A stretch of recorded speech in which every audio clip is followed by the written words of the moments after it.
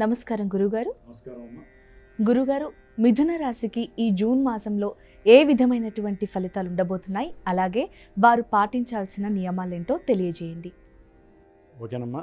అయితే మిథున రాశి వారికి సూర్యగ్రహ ప్రభావం దాదాపుగా జూన్ 15వ తేదీ వరకు వీరు అనుకున్నటువంటి సంకల్పాలు సిద్ధించక ధన విషయంలో, తండ్రి యొక్క ఆరోగ్య విషయంలో, ప్రయాణాల విషయంలో వీరికి ఎన్నో ఎదురు దెబ్బలు తగిలేటటువంటి అవకాశాలు ఉంటాయి.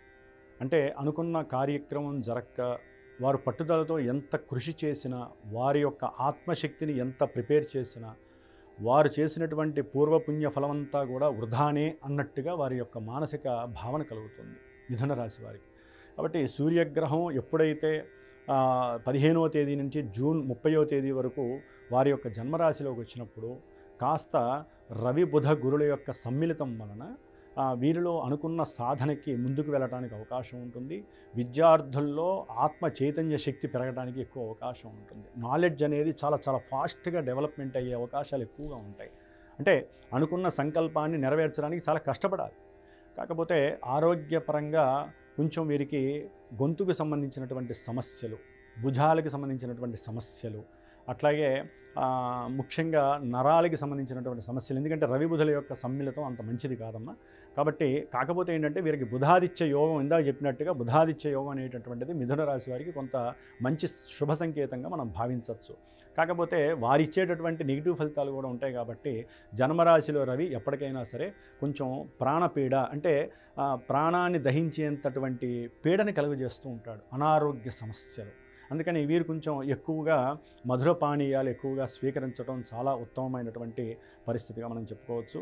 అట్లాగే జన్మరాశిలో ఉన్నటువంటి బుధగురులు వీరి యొక్క ముఖ్యంగా చదువుకునేటటువంటి విద్యార్థులకి చాలా కీర్తి ప్రతిష్టలు తెచ్చిపెట్టేటటువంటి పరిస్థితులు మిథున రాశి వారికి ఆ యొక్క బుధ మహారాజు బుధుడు 6వ తేదీ నుండి జూన్ 6వ తేదీ నుంచి 22వ తేదీ వరకు ఆ యొక్క సమయంలో వీరు రాసే ప్రతి ఎగ్జామ్స్లో ఉన్నతమైనటువంటి కీర్తి, ఉత్తీర్ణత, ప్రథమ శ్రేణి ఉత్తీర్ణత సాధిస్తారు. ఈ విషయంలో ఎక్కడా ఇబ్బంది పడక్కర్లేదు. అట్లాగే గురుడు వలన ఏంటంటే వ్యాపారంలో పెట్టుబడి పెట్టడానికి వీరితో చాలామంది సంప్రదింపులు చేస్తారు. ముఖ్యంగా జన్మరాశిలో ఉన్నటువంటి గురుడు బుధుడు వ్యాపారపరంగా రియల్ ఎస్టేట్ చేసేటటువంటి వారు ఈ వ్యాపార కొనుగోళ్ళు అవన్నీ కూడా కొన్ని రోజులు బట్టి ఆగిపోయినాయి, కొన్ని నెలలు బట్టి ఆగిపోయినాయి చాలా వరకు. వీటిల్లో ముందుకు వెళ్ళటానికి వీరికి చాలా అనుకూలమైనటువంటి పరిస్థితులు మిథున రాశి వారికి ఈ 20 రోజుల కాలం, 18 రోజుల కాలం చాలా విశేషం అని చెప్పుకోవచ్చు. కాబట్టి వీరు గనక తెలివితేటలతో వారు చేసేటటువంటి ఆ రియల్ ఎస్టేట్ వ్యాపారం కావచ్చు, లేకపోతే టెలికమ్యూనికేషన్ విషయంలో కావచ్చు, ముఖ్యంగా యూట్యూబ్ ఛానల్స్ వాళ్ళు కావచ్చు, లేకపోతే వార్తాపత్రికలు, ముద్రణా సంస్థలు, అట్లాగే వీటికి సంబంధించిన వాళ్ళు రైల్వేలో పనిచేసే వాళ్ళు కానివ్వండి, వీళ్ళందరికీ కూడా కంపల్సరీ ఈ యొక్క రియల్ ఎస్టేట్ వ్యాపారాలకి సంబంధించి ఎంతో వృద్ధి కలగడానికి ఇది అనుకూలమైనటువంటి పరిస్థితి. అంటే వాళ్ళ తెలివితేటలు తెలియకుండానే ఎంకరేజ్ అయ్యి ఎక్కువ విస్తరణ కలుగుతున్నాయి, ఎన్లార్జ్మెంట్ అయ్యి చక్కగా ధన ఆదాయం పెరగడానికి అవకాశం ఉంటుంది. అట్లాగే ఇప్పటి వరకు మిథున రాశి వారికి దాదాపుగా 7-8 నెలల బట్టి కుజగ్రహ ప్రభావం లేక రియల్ ఎస్టేటే కాదు, సామాన్యమైనటువంటి మనలాంటి వాళ్ళని కూడా ఇల్లు కొనలేక, ఉన్న ఇంటిని పైన కడదామంటే ఏదో రకమైన సమస్యలు రావటం, ఆర్థికంగా నష్టపోవటం, అన్నదమ్ముల మధ్య సఖ్యత లోపించడం, కుటుంబంలో గొడవలు, ఒకటి కాదు అనారోగ్య సమస్యలు అన్నీ అనుభవించారు.